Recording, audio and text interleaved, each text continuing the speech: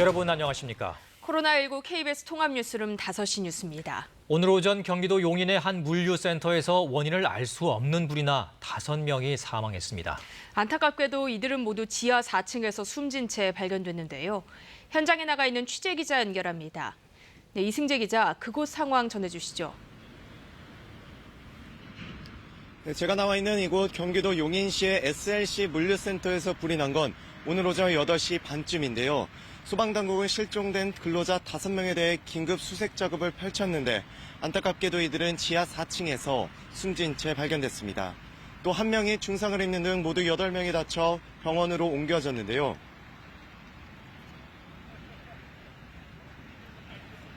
소방당국은 신고 접수 10분 뒤인 오전 8시 39분 관할 소방서 인력 전체가 출동하는 대응 1단계를 발령했습니다. 이어 지하층에 고립된 사람이 있다는 사실을 파악한 소방당국은 9시 10분쯤에는 인근 5곳의 소방서 인력을 동원하는 대응 2단계로 확대했는데요. 큰 불은 오전 10시 반쯤 잡혔습니다.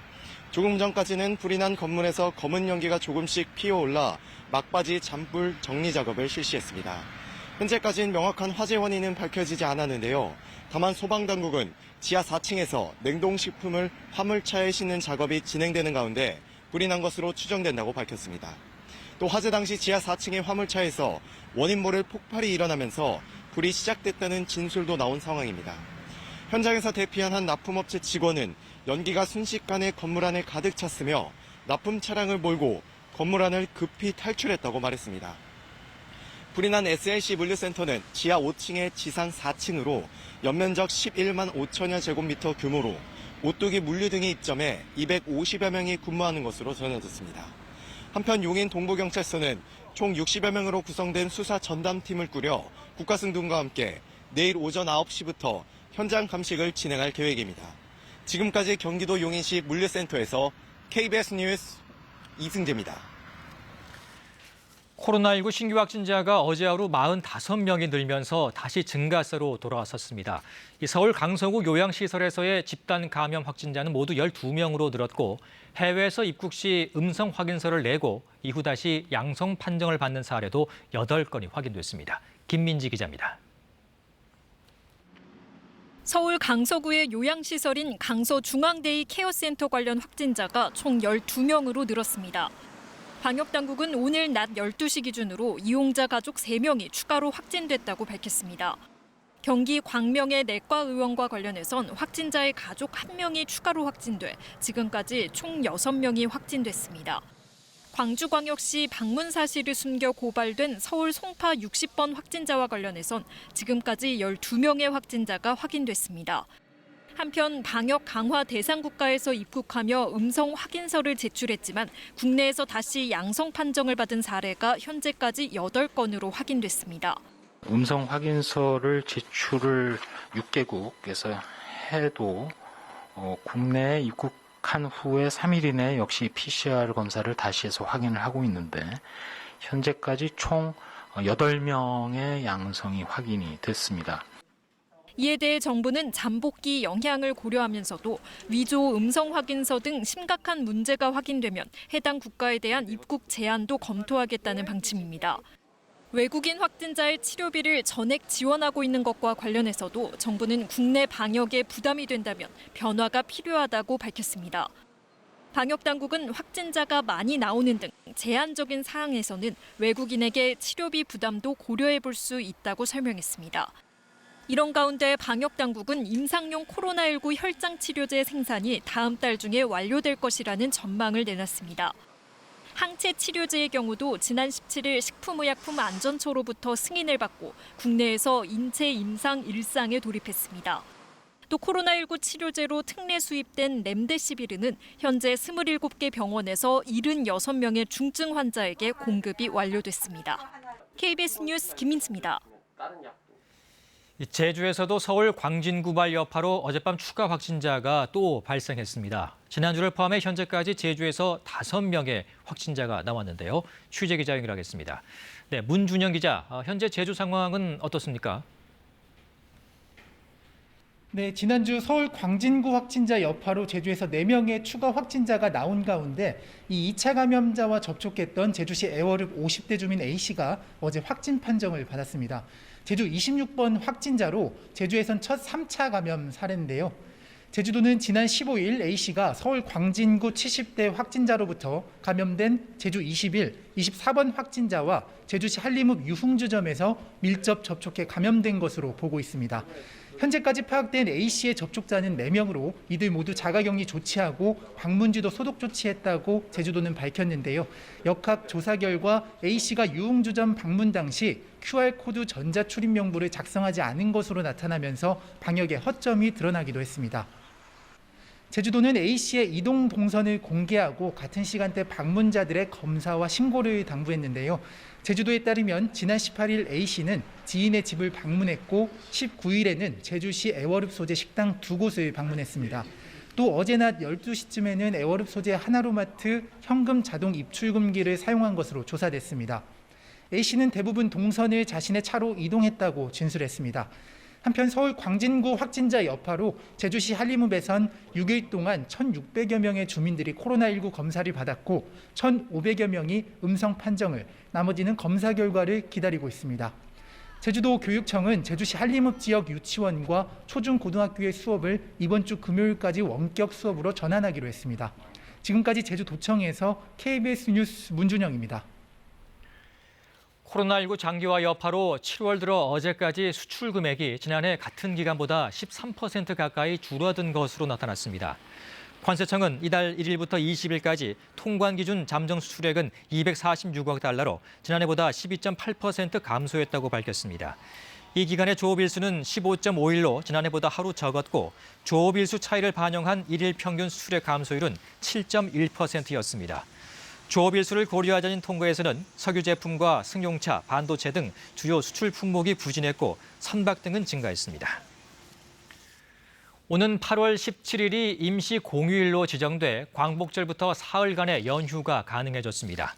정부는 오늘 청와대에서 문재인 대통령 주재로 국무회의를 열어 8월 17일 임시 공휴일 지정안을 의결했습니다. 이번 임시 공휴일은 관공서와 상시 근로자 300명 이상인 사업장에 적용됩니다. 정부는 임시 공휴일 지정에 따른 국민 불편을 최소화하기 위해 관공서 민원실과 어린이집 운영 등에 대해 관계부처가 사전 대책을 마련하도록 요청할 예정입니다. 미래통합당 주호영 원내대표가 국회 교섭단체 대표연설에서 독재라는 표현을 사용하며 정부 여당을 강하게 비판했습니다.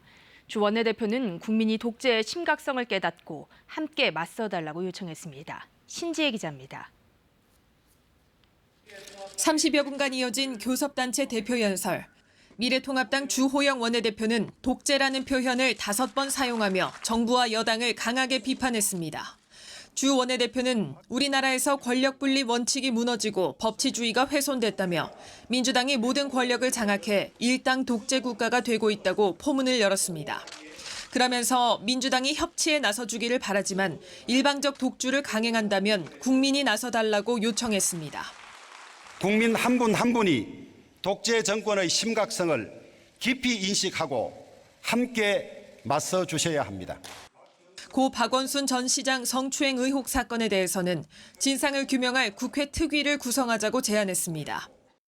안희정 전 지사, 오거돈 전 시장과 박원순 전 시장까지 이어졌던 이러한 권력형 성범죄를 더 이상 용납해서는 안 되기 때문입니다. 주 원내대표는 사법부가 정치적으로 편향돼 있다고 주장하며 민주당이 정권 실세를 수사하는 윤석열 검찰총장을 쫓아내기에 급급하다고 비판했습니다. 정부의 경제정책에도 낙제점을 줬습니다. 문재인 경제는 코로나 이전에도 이미 실패했습니다. 코로나로 그 고통이 더 가중되었을 뿐입니다. 또 정부가 부동산 정책 실패를 인정해야 한다며 김현미 국토부 장관 경질과 대통령 사과를 요구했습니다.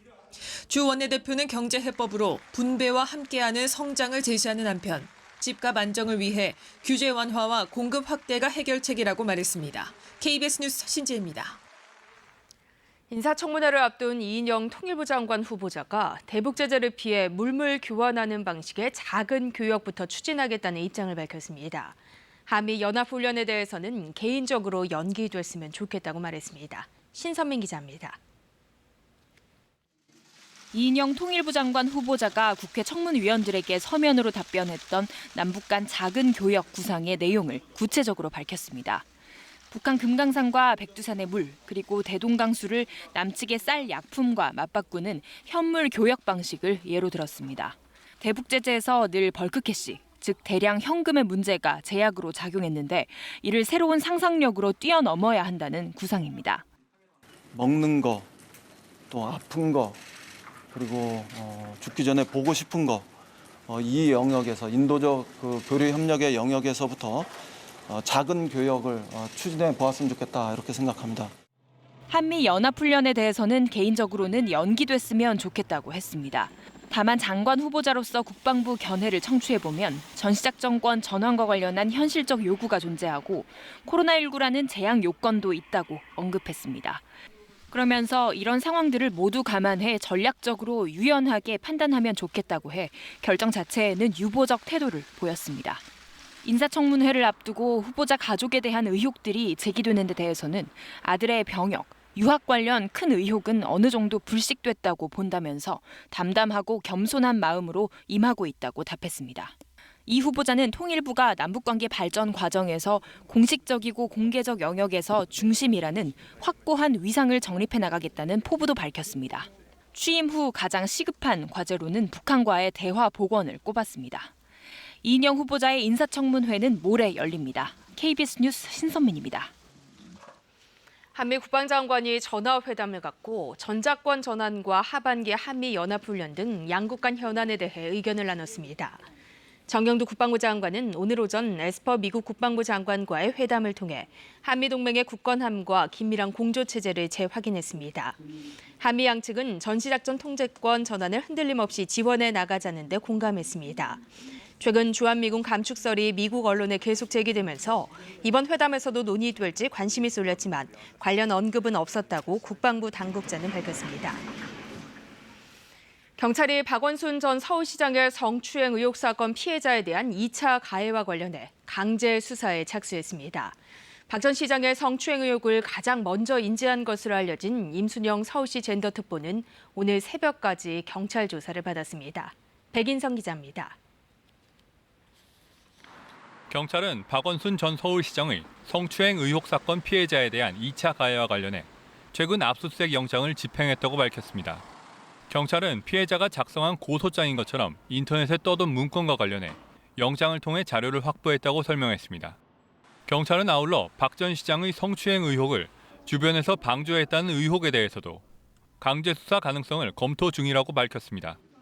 앞서 경찰은 박 전 시장의 성추행 의혹을 가장 먼저 인지한 것으로 알려진 임순영 서울시 젠더특보에 대해서도 오늘 새벽까지 참고인 조사를 벌였습니다. 시장님한테 보고하신 내용 누구한테 들으신 거예요? 임 특보는 박 전 시장에 대한 성추행 고소장이 경찰에 접수되기 전 박 전 시장에게 불미스러운 일이 있었는지 질문한 것으로 알려졌습니다. 그동안 임 특보는 당시 성추행 관련 고소장 접수 사실은 알지 못했다고 의혹을 부인해왔습니다. 경찰은 이번 조사에서 임 특보가 박 전 시장의 성추행 의혹을 인지했는지, 피소 사실을 박 전 시장에게 전달했는지 여부 등을 집중 조사했습니다. 임 특보는 박 전 시장의 피소 당일 서울시 관계자 2명과 함께 심야 대책회의에 참석했는데 경찰은 이 자리에 참석한 서울시 관계자 1명에 대한 조사도 끝낸 것으로 확인됐습니다. KBS 뉴스 백인성입니다. 이른바 검언 유착 의혹 사건에 연루된 이동재 전 채널A 기자 측이 지난 2월 13일 한동훈 검사장과 나눈 대화 녹취록 전문을 공개했습니다. 이와 관련해 서울중앙지검은 기자들에게 보낸 메시지를 통해 해당 일자 녹취록 전문은 맞는 것으로 보인다면서도 일부 대화가 축약되거나 기자들의 취재 계획에 동조하는 취지의 언급이 일부 누락되는 등 그 표현과 맥락이 정확하게 녹취되지 않은 부분이 있다라고 밝혔습니다. 이 전 기자 측은 이에 대해 의도적으로 누락 축약한 부분이 전혀 없다고 반박했습니다. 이 수돗물 유충과 관련해 환경부가 전국 정수장을 긴급 점검한 결과 인천 2곳을 포함한 7곳의 정수장에서 유충이 발견됐습니다. 이 환경부는 인천 이외 지역에서 발견된 유충은 수돗물 공급 과정에서 발생한 것은 아닌 것으로 추정된다고 밝혔습니다. 김진화 기자입니다. 수돗물 유충의 원인으로 지목된 것은 정수장 활성탄지입니다. 숯과 비슷한 탄소 물질을 활용해 물속의 유기물질을 걸러내는데 여기서 유충이 번식한 뒤 가정까지 이동한 것으로 파악됐습니다. 환경부가 이런 활성탄지가 설치된 전국 정수장을 점검했는데 모두 7곳에서 유충이 발견됐습니다. 앞서 유충이 확인된 인천의 공촌, 부평 정수장 외에도 경기 화성, 김해 3개, 양산 범어, 울산 회야, 의령 화정 정수장의 활성탄에서 유충이 나왔습니다. 하지만 인천 외 5곳에서는 정수장 이후에 물이 거치는 배수지나 각 가정에서는 유충이 발견되지 않았습니다. 환경부는 유충 발견 직후 해당 정수장에서 활성탄을 교체하거나 세척하고 수도관 등에 거름망을 설치해 관찰하고 있지만 아직 유충은 확인되지 않았다고 설명했습니다. 인천의 경우 정수장의 유충은 제거했지만 급수관로와 배수관로에 남아있는 유충이 가정의 수돗물에 배출될 가능성이 있습니다. 한편 어제까지 서울, 부산, 파주 등에서 제기된 유충 관련 민원 19건에 대해 지방자치단체와 환경당국이 조사한 결과 수돗물 공급 과정에서 유충이 발생한 것은 아닌 것으로 파악됐습니다. 서울 중구의 오피스텔 욕실 바닥에서 발견된 유충은 배수구 등을 통한 발생 가능성이 크며 부산의 경우 모기, 파리 유충이 발견됐는데 하수구에서 발생한 것으로 추정됩니다. 또 화성과 파주 등은 정수장과 배수지, 저수조에서는 유충이 발견되지 않아 배수구 등 외부에서 유입된 것으로 환경당국은 보고 있습니다.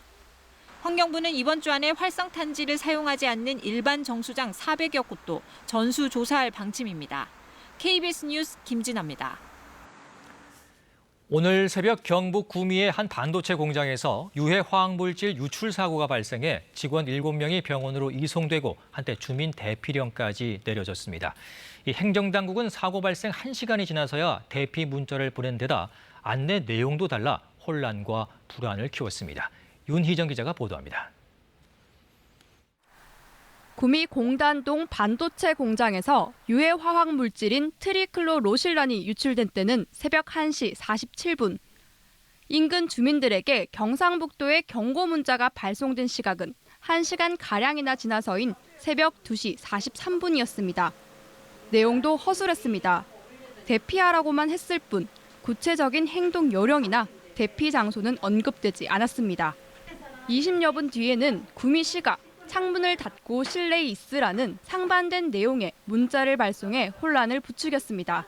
문자가 늦게 오니까 나가지도 못하고 바로 문자를 보냈으면 저희도 어떻게 창문을 다 닫고 좀 덜 마실 건데 다 마신 상태에 문자는 보내나만 하는 거죠.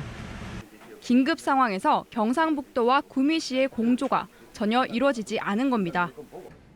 그런데 현장 상황을 보고 주민들에게 알려줘야 되기 때문에 무턱대고 주민 대피령이나 이런 걸 발령할 수 있는 상황은 아니었습니다. 새벽 4시쯤 사고 현장 주변에서 유해 화학가스가 검출되지 않았다는 것을 최종 확인할 때까지 인근 주민들은 불안에 떨어야만 했습니다. 2012년과 2013년 잇따라 구미에서 발생한 불산 유출과 염소가스 누출 사고 때도 대책 마련을 약속했지만 개선된 것은 없다는 지적입니다. 당할 수밖에 없거든요. 동사무소로 연락해가지고 진짜 우리 동네까지 안내 방송을 해주면 좋겠어요. 안 그러면 우리가 진짜 목숨을 내놓고 살아야 되는데. 사고가 터질 때마다 반복되는 방재당국의 늑장 대응, 우왕좌왕 대응에 주민 불안이 커지고 있습니다. KBS 뉴스 윤희정입니다. 고 최숙현 선수 사건의 핵심 가해자로 지목된 경주시청 감독에 대한 영장 실질 심사가 오늘 대구지방법원에서 열렸습니다.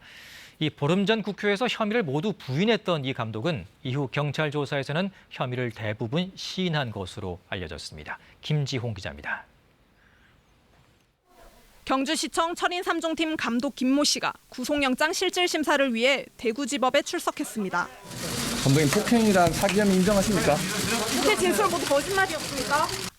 김모 씨는 고 최숙현 선수를 비롯해 전 현직 선수들에게 폭행과 폭언 등 가혹행위를 한 혐의를 받고 있습니다.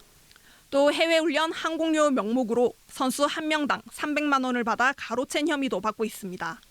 앞서 경북지방경찰청은 지난 12일 김 씨의 거주지 등을 압수수색하는 등 수사를 통해 이 같은 혐의를 확인한 뒤 구속영장을 신청했습니다.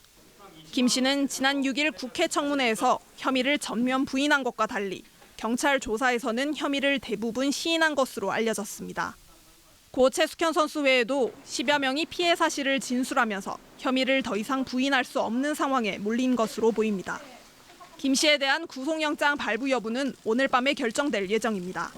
한편 검찰이 어제 경주시 체육회 사무실을 압수수색했고 경찰도 주장 장모 씨 등 선수 2명을 조만간 피의자 신분으로 소환 조사하는 등 관련 수사가 속도를 내고 있습니다.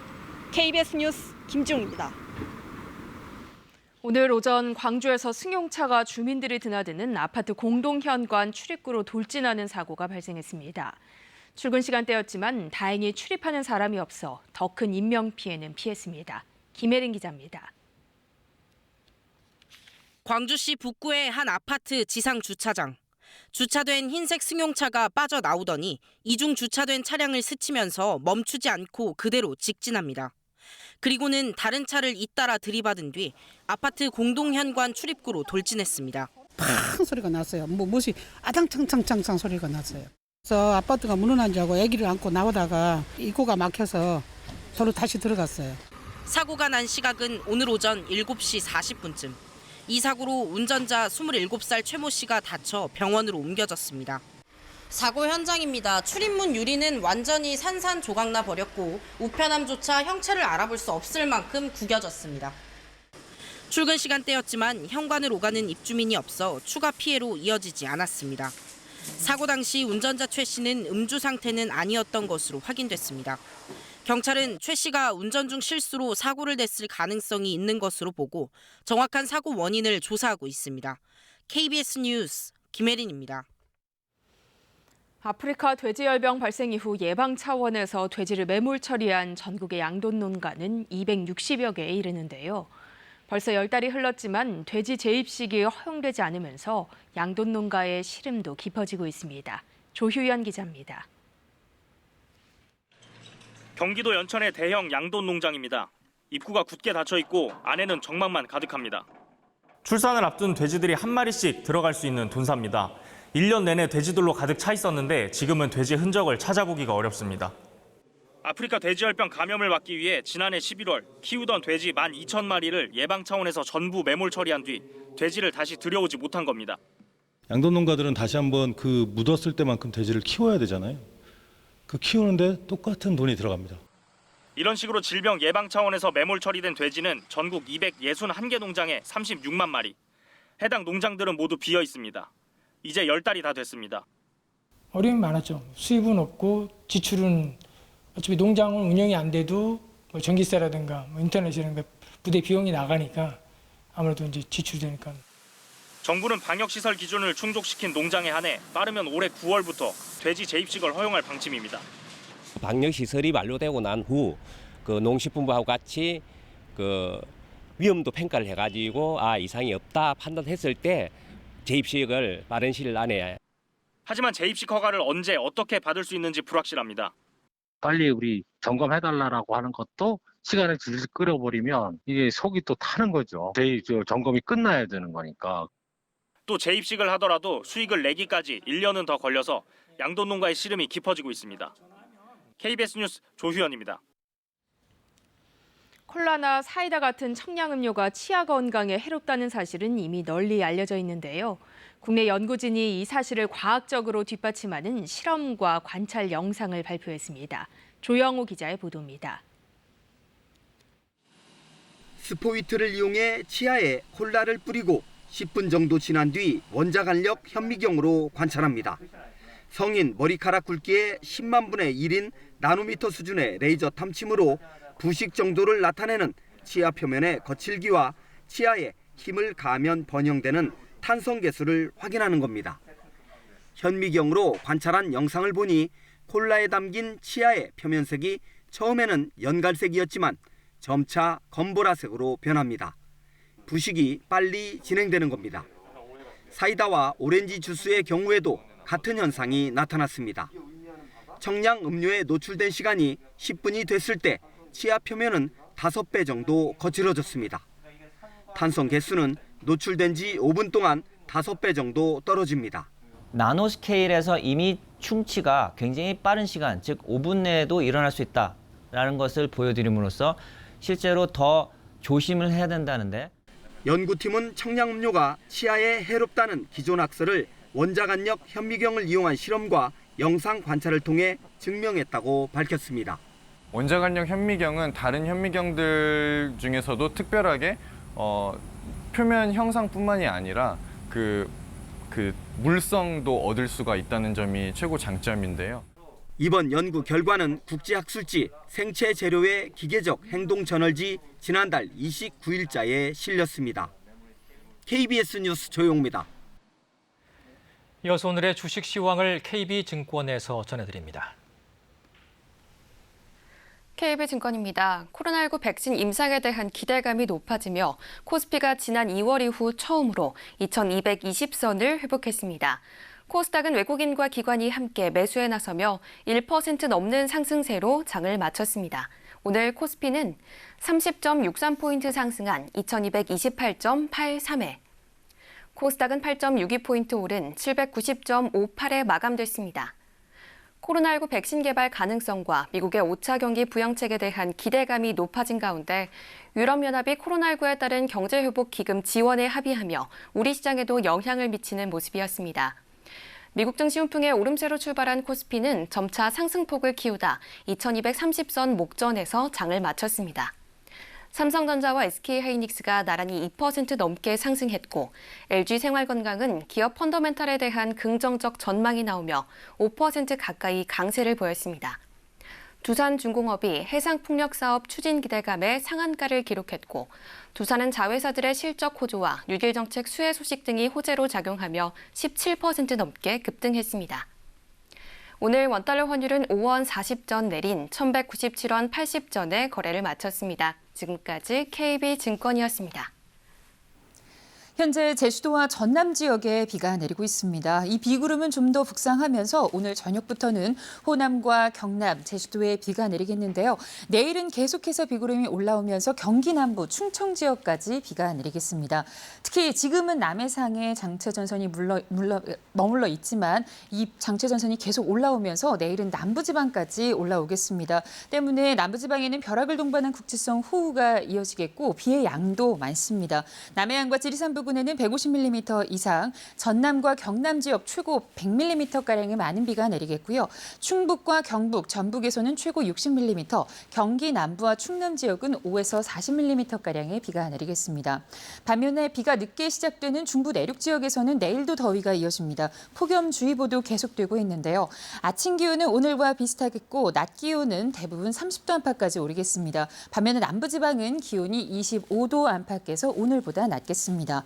바다의 물결은 전해상에서 잔잔하게 일겠습니다. 모레부터는 비가 전국으로 확대되겠습니다. 기상정보였습니다. 코로나19 통합 뉴스룸은 7시 뉴스에서 이어집니다. 시청해주신 여러분 고맙습니다.